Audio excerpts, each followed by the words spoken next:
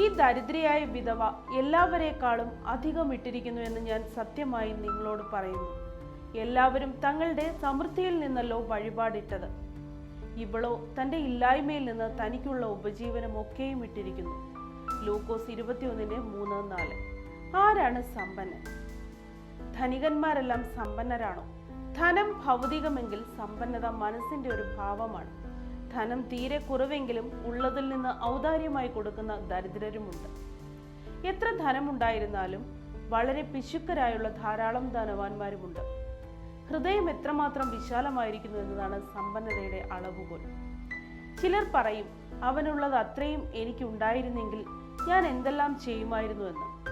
പക്ഷേ ഉള്ളത് കൊണ്ട് വേണ്ടും വിധം ചെയ്യുവാൻ കഴിയാത്തവർക്ക് എത്രയുണ്ടായിരുന്നാലും ചെയ്യേണ്ടത് ചെയ്യുവാൻ കഴിയില്ല. അതാണ് സമ്പന്നത ഹൃദയഭാവമാണ് എന്ന് പറയുവാൻ കാരണം. ഹൃദയ സമ്പന്നതയുടെ അടിസ്ഥാനം സ്നേഹമാണ്, സത്യവും വിശ്വസ്തതയുമാണ്.